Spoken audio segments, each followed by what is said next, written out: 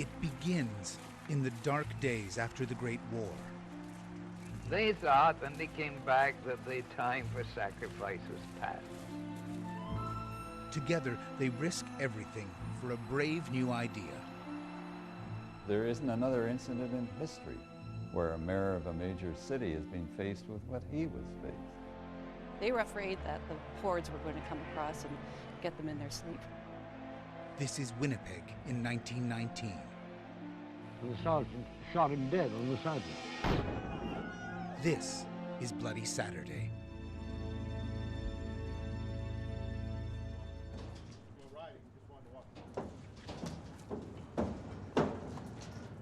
So I'll show you exactly where you'll be coming in, what you'll be doing. Okay, so it's single file through here. Excuse us, horses coming through. Horses on set. On a cold May morning in Winnipeg, Danny Shure has come downtown to test his dream. Do a gallop along that wall all the way there, and he gets to center stage where he does the shooting. On this important anniversary, he will bring history to life. Okay, now you guys go there. You go to the back. Danny has written a musical, a story set during the 1919 Winnipeg General Strike. That's the sound of the streetcar. Hear that? That was the streetcar flipping. In this very place, exactly 85 years ago, 30,000 people walked off the job and into the history books.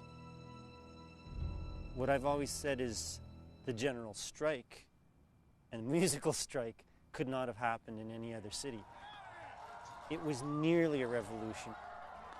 It's one of the largest strikes Canada has ever seen, and one of the bloodiest. Come right over there and shoot him from like not super close. Yeah.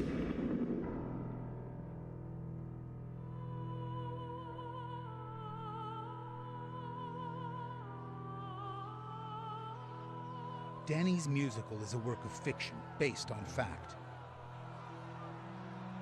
The historical record of the events that happened right here in the spring of 1919 is just as powerful and dramatic. It's a story that begins with an act of blind courage in the face of ignorance and fear.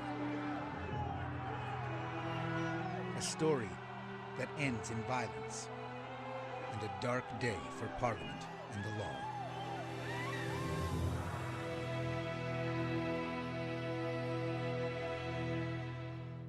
Winnipeg in the spring of 1919 is a city of immigrants. Some are from Eastern Europe. They arrive with few possessions and hope for a better life. Many settle here, in Winnipeg's fabled North End, in a neighborhood others call the Foreign Quarter, and New Jerusalem, the place where hunger and disease stalk the alleys and crowded tenements. There are many impoverished people in Winnipeg. I think for many Canadians it would be shocking to see those conditions. Those newcomers join skilled workers, some Canadian-born, others tradesmen from Great Britain's factories and workshops. Together, their labor turns a great wheel of commerce. At its heart, the vast CP rail yards that divide the city. For those living here, it was day and night, noise and dirt. And Nolan Riley is a leading expert on the strike. For the unskilled workers, if you're a laborer working on the tracks, building the tracks, maintaining the tracks, very dangerous.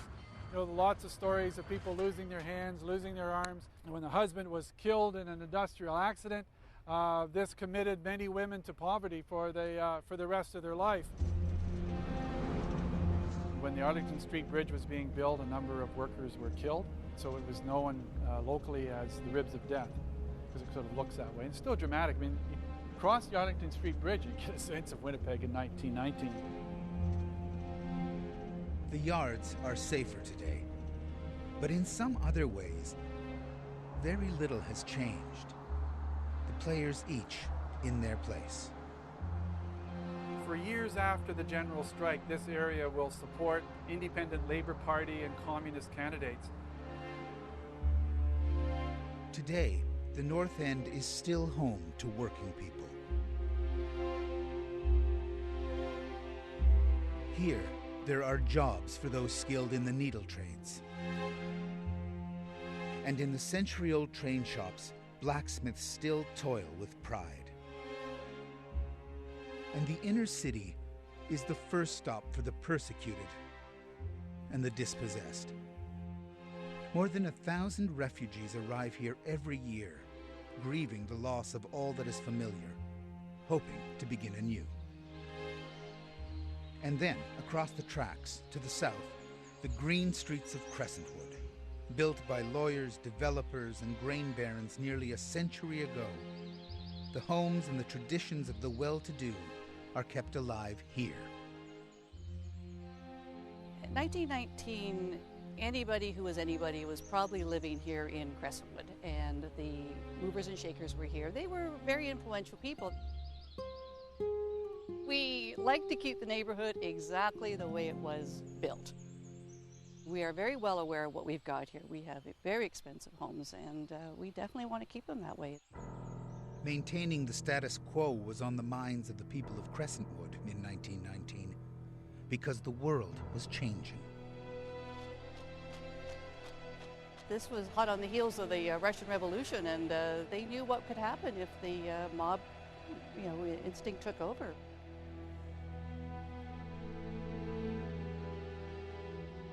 On the other side of the tracks, for some, the rise of Russia's working people is an inspiration.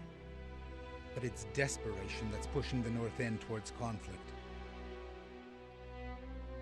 The full employment of the war years is gone. Inflation is eating away income. Many who labor on the girders and in the sewing shops are slowly going broke. You have to remember that there was no social assistance programs, no medical care, there was no workers' compensation of any significance, and added to that, work was very irregular. One never knew from month to month whether or not they would be employed.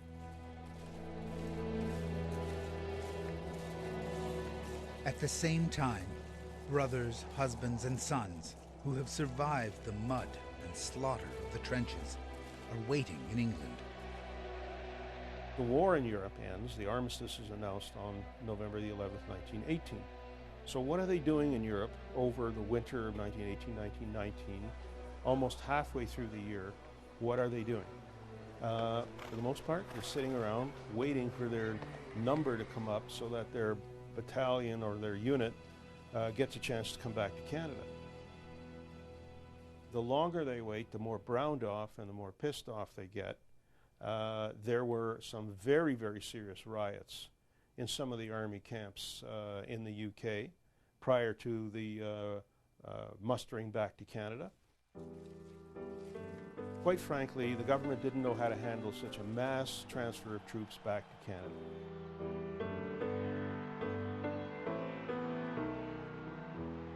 But at last, in the spring of 1919, they are coming home to Winnipeg by the thousands. And they are about to play a lead role in the general strike. The first-hand memory of that experience is all but gone. Now Danny Shore is bringing it to life again in his musical. Imagine actually feeling guilty for having lived and all your buddies in the war didn't. Imagine coming home to that, but also imagine coming back to a world as wrecked as Winnipeg was economically that time. Already wounded in body and spirit, for many the return to Winnipeg will be a bitter disappointment. Families are facing hard times, and there are few jobs for them. It's a recipe for trouble. What does a soldier want to do when he is finally home from this horrific experience of the First World War? He wants to go back to normalcy. That's what he wants, and there ain't no normalcy there. By May 1919, Winnipeg is a city in turmoil. Veterans are angry. Labor is demanding change. Capital is taking a hard line. The stage is set for conflict. Bloody Saturday will continue.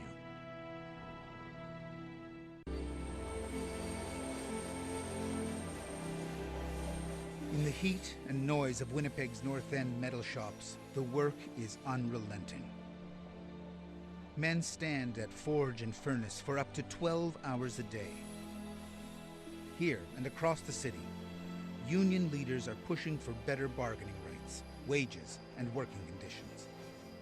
They speak of joining forces and changing the world.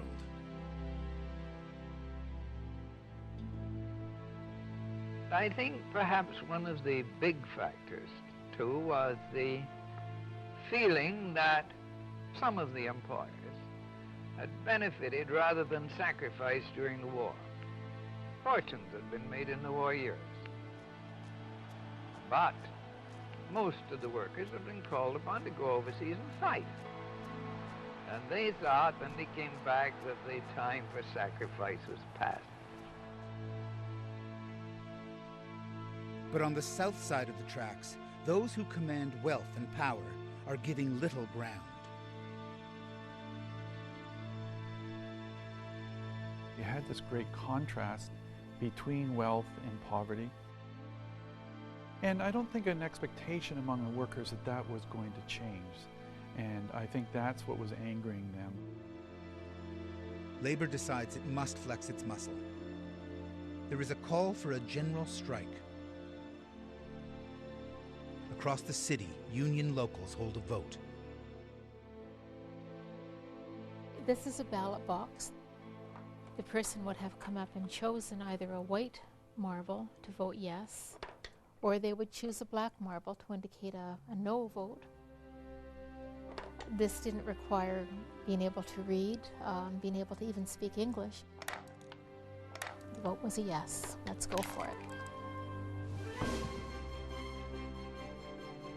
The final tally is 11,000 in favor, 500 against. On May 15th at 11 a.m., it begins. Well, this became not a strike over union recognition on the one hand and wages and hours on the other hand, but it became a strike over everything that's really pissing us off as the underprivileged underclass of this society, and everything that they have been trying to do to us for the last who knows how many years and are continuing to try to do to us. And if we don't stand up now, they're going to crush us.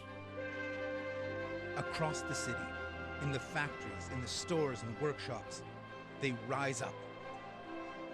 In all, 30,000 walk off the job. 2/3 are non-union workers. The risks were huge. You might be out on strike for a very long time with no support from a union. You're pretty much on your own. The other problem was that you, in fact, very well might not get your job back. By afternoon, the great wheel of commerce grinds to a halt. The city is eerily silent. Behind closed doors, the forces that oppose the strike are meeting. They form a secretive organization they call the Committee of 1,000. There's no membership list. Everything was anonymous. We don't know if there were 1,000. There may only have been 100. What is known is that among the leaders of the committee are some of the city's top lawyers, which may explain the secrecy. You are dealing with lawyers who know the power of the record and who just as soon keep it in control. The leadership on the other side of the bridge is well known. Among them, Bob Russell, the iron-willed Scot from the train shops, J.S. Woodsworth and William Ivins, the labor-minded preachers, Abraham Heaps and John Queen, both left-leaning city aldermen, and Fred Dixon, the militant trade unionist and member of the legislature. They are stunned by the number of workers who have responded to the strike call. The city is paralyzed. The very fact that it took a week for us to get a central committee to do things, and only 5 men were running the strike for a whole week, shows you that while there was a lot of enthusiasm, it wasn't in a very practical way. There is a crisis over the distribution of milk and bread to families. The strikers agree to issue permission cards so that essential services can be delivered without harassment. But some see the permit cards as evidence that the strike committee is really a provisional government, moving to control the city. Those who are opposed to the strike jump on this. They see this as an opportunity to build an argument that these workers are in fact leading us in Winnipeg towards a Bolshevik revolution. The strike now becomes a war of words and ideas. The Committee of 1,000 accuses those newcomers from Eastern Europe of leading that revolution. They will soon call for the deportation of so-called enemy aliens. The truth is, the key strike leaders are all from Britain and Scotland, but the damage is done. They were quite afraid of the workers in the strike. So they actually set up a signal post at the top of Kelvin High School. There was a tower back then. They were up there 24 hours a day, manning the towers, looking across the Maryland Bridge, afraid that the hordes were going to come across and get them in their sleep. The battle lines are drawn. We'll be back with more of Bloody Saturday.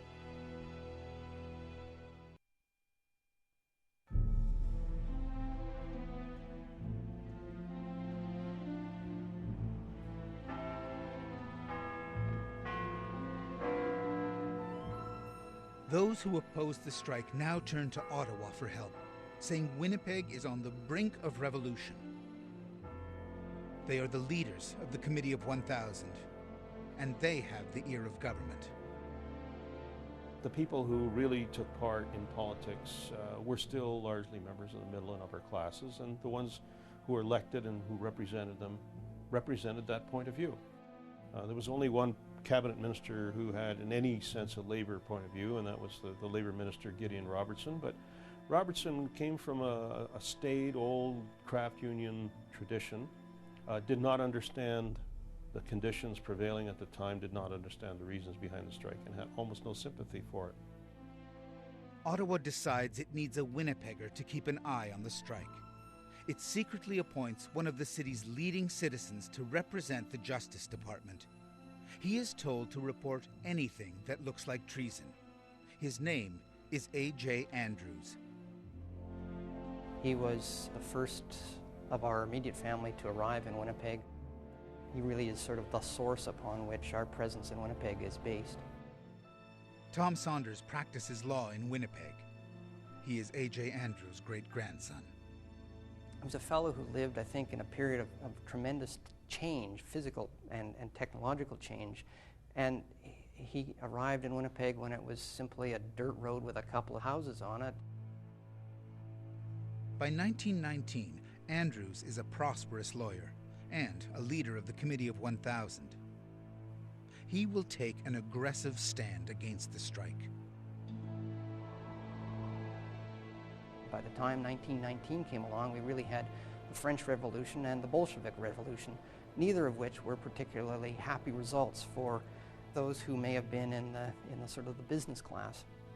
And so I think there must have been at that time genuine concern about where this was going. People living in the more posh areas of Winnipeg were promised by A.J. Andrews and the Committee of 1,000 that the mob would soon liberate and everything would become collectivized, communized, Bolshevized. That was the level of the rhetoric from the A.J. Andrews side of things. Meanwhile, the residents of Crescentwood are trying to keep some services and businesses open. Betty Richards is A.J. Andrews' niece. She was just a girl, but she remembers her older cousins heading off to replace the strikers. I'm sure that Uncle Alfred had his chauffeur take them down. All my cousins, Uncle Alfred's daughters, were all operating telephones. They were just harassed a lot. In the North End, there are more pressing worries. A brave new idea does not put bread on the table. That job falls to a labor heroine named Helen Armstrong. She leads the women strikers who open soup kitchens to feed hungry families. The strike remains mostly peaceful. There are bicycle lessons for children. Theaters are open, and there are daily meetings in Victoria Park to spread the news and lift the spirits. But the veterans are impatient. They hold marches and parades against the wishes of the strike leaders. The strike committee asked them not to conduct those. These parades were carried on by the returned soldiers. The philosophy of the strike at that time was do nothing. Commit no overt acts. Do nothing. Fearing trouble, Mayor Charles Gray issues a proclamation banning further parades. My father would not talk about the strike very much. He felt that it was an agonizing period in the history of Winnipeg. It was, in a form, an insurrection. The decisions Gray will make place him at the very center of the controversy that surrounds the strike. You know, at desperate times, what do? You've got to take an action. The worst thing he could have done was sat there and done nothing. On June 9th, Mayor Gray and his council fire the police for supporting their union, even though they have continued to keep the peace.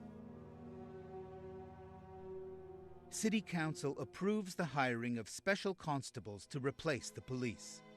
Among them, farm boys and returned soldiers who opposed the strike.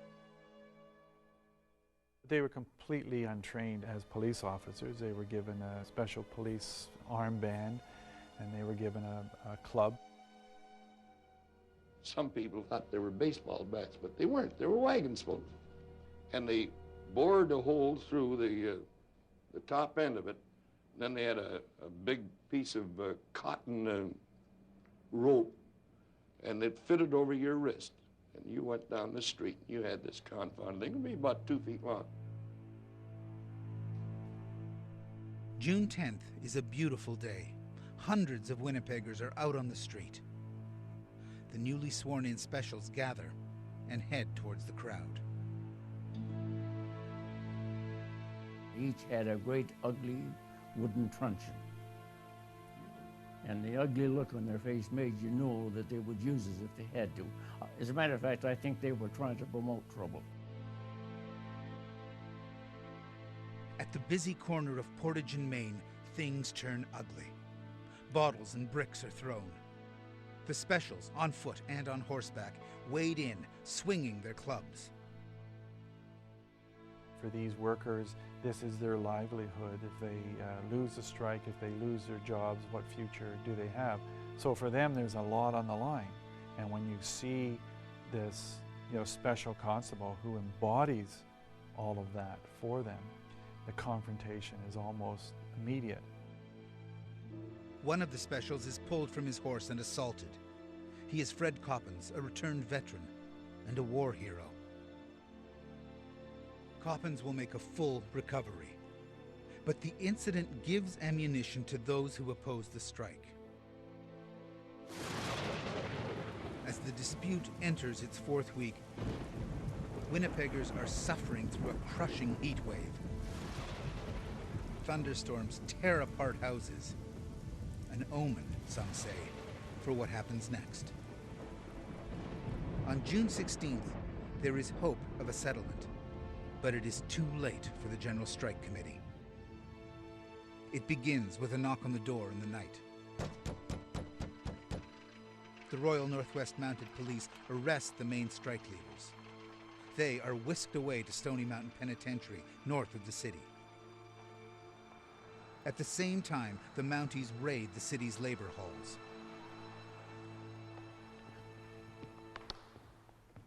They went up to the editorial office and confiscated the subscription lists. You're going to go after the people that are reading this labor newspaper. You know, you have their names, their addresses. It was a time where many of the immigrants didn't even have their citizenship papers. Deportations were taking place. I'm sure it frightened many of them. It was certainly a form of open intimidation. Out in Stony Mountain, the strike leaders are worried. Ottawa has rushed through tough new laws to deal with them. Now even these British-born leaders face deportation, and they will face an arch-rival in court. A.J. Andrews, from the Committee of 1000, will conduct the prosecutions with Ottawa's blessing. Many will question the fairness of the trials. Just the very notion, the idea that that sort of dual role is certainly by the standards of the Law Society of Manitoba of 2006, an outrage. Veterans who support the strike decide to protest the arrests with a silent march. It will be held the following day, Saturday, June 21st. Bloody Saturday. I don't know if he would have had time to think if he was killed as they say he was, with a bullet right to the heart. We'll be right back with Bloody Saturday. It was on this very spot near the corner of Portage and Main that some of the most dramatic events of the Winnipeg General Strike occurred on Saturday, June 21st, the day that would become known as Bloody Saturday. Let's take a look at Winnipeg in 1919.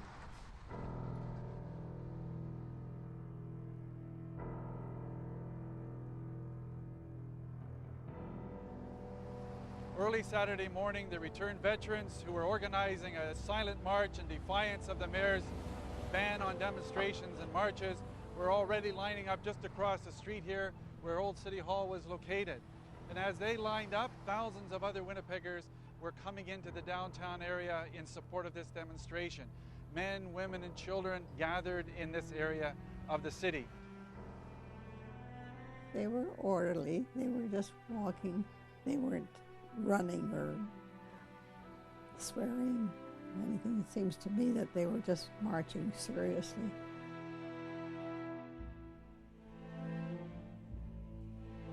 At the same time, Mayor Gray is a few blocks away, meeting with government officials. Veterans who support the strike are there too, and they're insisting on holding a silent parade.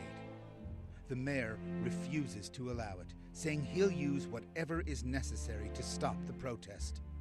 Then, Gray rushes back to City Hall, where a large crowd of veterans and onlookers is gathering. He orders them to disperse. The crowd ignores Gray's warning. The crowd looks northward and they see a streetcar coming.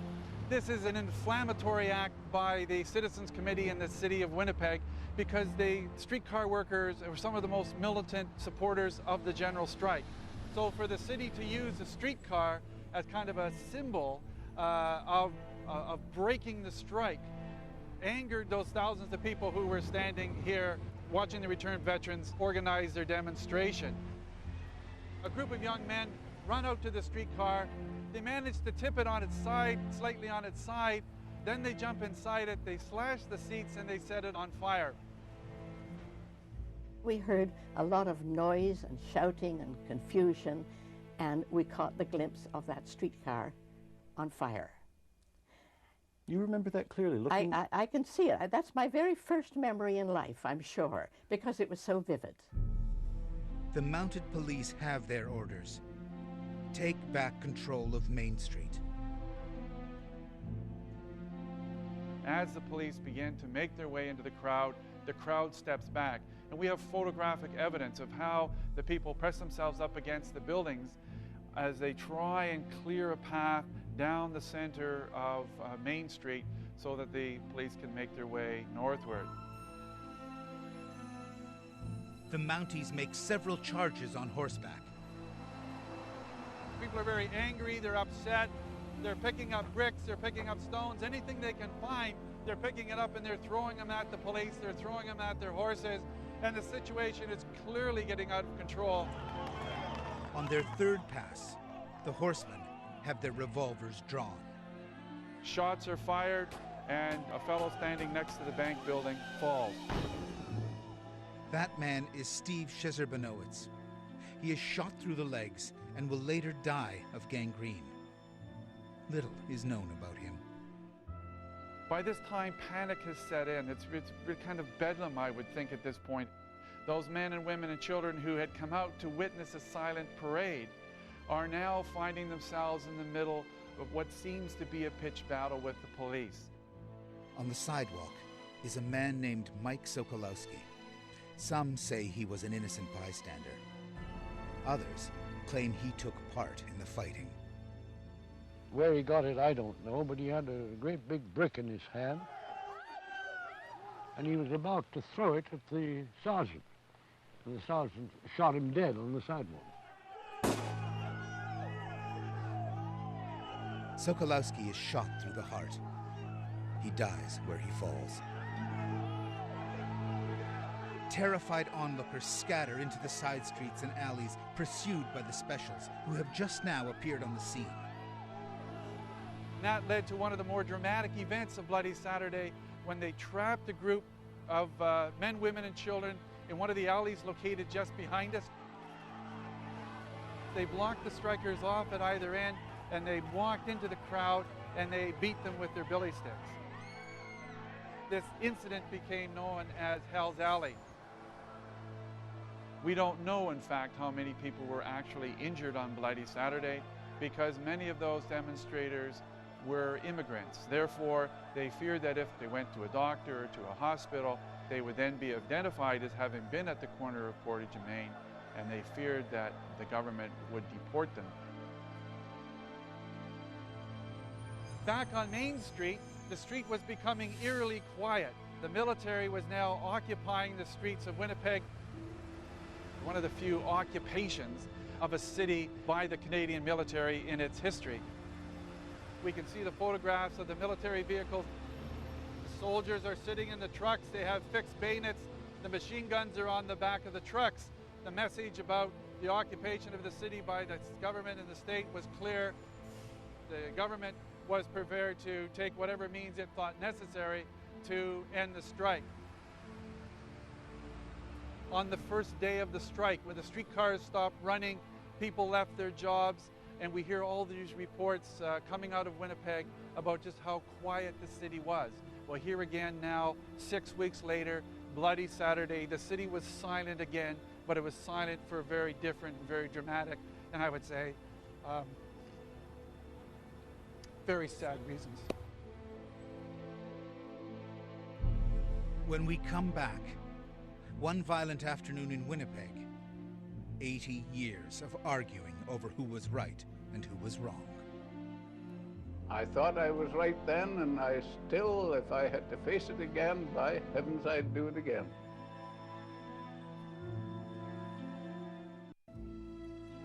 The strike staggers on for 5 more days. Most of the leaders are released on bail. And then word comes from the strike committee. They want no more bloodshed. On June 26th at 11 a.m., it ends. The main thing was this, that we had been 6 weeks without anything to eat, and we were played out. The main strike leaders are not deported. Instead, they are charged with plotting to overthrow the government. As winter arrives, the prosecutions begin. A.J. Andrews wins convictions in most of the cases and prison sentences of up to 2 years. But for Winnipeg's working classes, the convicts are heroes. Charges against J.S. Woodsworth are dropped. Later, he's elected to Parliament where he founds the CCF, which will become the NDP. Abraham Heaps successfully defends himself at the trials. He too is elected to Parliament where he becomes a voice for working people. That passion lives on. Grandson Adrian Heaps was recently elected to Toronto City Council on a social justice ticket. Great-grandson Toby Heaps runs a left-wing magazine and worked on Ralph Nader's campaign for the US presidency. It's a different story for A.J. Andrews' great-grandson. Within the family and within sort of records that we have and writings that he left behind, the strike is never mentioned. In fact, the first time I actually became aware of it was actually not until I was in second-year university taking a course in Canadian history, and there he was in one of the textbooks. It was the first time I'd even heard of it. But historians are still uncovering information about the Committee of 1000 and the trials. There's evidence that federal money set aside for the returning soldiers was rerouted to help pay for the prosecutions. They actually took the money out of that fund to pay off Andrews, Pitt-Blado, and the other lawyers. I mean, that's an outrage. In the weeks and months after the strike, the city returns to normal. But it is an uneasy peace. Among his father's papers, Hub Gray has discovered this and other threatening letters. We have some rifles that will tell the tale, which is the best side to win in the strike. You have killed one of our brothers, so revenge on you and on that officer that led the Mounties to kill. Signed, a friend. What do you think when you read that? Oh, wow. I can feel my stomach churning. In the first election after the strike, Gray is returned as mayor. But he will lead a bitterly divided council. Certainly in 2 or 3 labor wards, he was defeated. But the overall populace endorsed him. Many of the strikers were not so lucky. Oh, yes, we were fired enthusiastically. And you never went back to the post office? No. About a year after we got the list which the postmaster here had sent to Ottawa of all the names and the reasons why they shouldn't be hired. And against my name, this man is a Red and should not be rehired under any circumstances. Historian David Burkeson argues that in the end, the strike achieved little. If it was such a successful event, and it was so well organized, why didn't they try it again? And the answer is because they got their clocks cleaned. Labor doesn't agree. They say, while they lost that battle, over time they won the war for better wages, working conditions, and union recognition. Victories inspired by the events of 1919. What we did in 1919 was beneficial to the workers of Winnipeg and Manitoba and to the citizens generally. And you damn near ruined our economy. Oh, no, we didn't. No. You sure did. These days, those who find their roots on the south side of the tracks ask that the actions of their elders be measured in the context of the times. I'm amazed at what he did. I'm very proud. Very proud. While we certainly were beaten. Oh, no, you weren't beaten. Oh, yes, we were. No, you defeated yourselves. In Winnipeg, it seems the old divisions, the old arguments, have been hard to put to rest. 50 years later, I still want to shake your hand. 50 years later, fair enough. I'm quite willing to shake hands with you, but I will never, never, under any circumstances, agree that you are right. Well, nobody else does either, but that has nothing to do with it. The reality is the Winnipeg General Strike still defines Winnipeg in the 20th century, certainly. It's now third generation, going into the fourth generation. And you still find people who are hurt by it, who are insulted by it.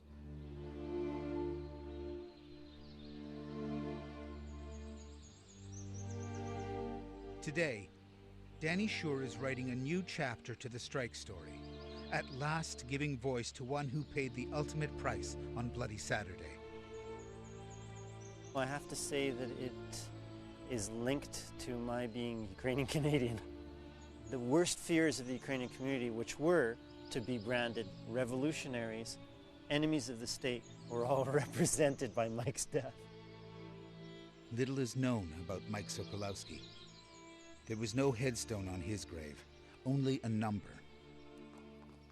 Danny thinks he knows why. On the day that he was buried here, no next of kin were present, and he did have a wife and 3 children. I surmised that they were probably too scared, because then a woman who didn't have a husband was deemed deportable. That was the phrase. Now, Danny has found a place for Mike Sokolowski in his musical, and he's made it his duty to tell Mike's story to anyone who will listen. My name is Mike Sokolowski, but in my day, not many called me by my name. Bohunk, puke, garlic eater, alien scum. Those were the names I heard. So what was I doing getting myself killed on June 21st, 1919? What I know is that my kasha didn't even claim me. The coroner had to estimate my age, and when they threw me in the ground 3 days later, my family didn't even come to bury me. But don't cry for me. I say, look around you. Who are the ridiculed, the unwanted, and the dispossessed today? Look to them, and don't wait 87 years to tell their story. You have done me a great honor with your presence here today, and for this I thank you.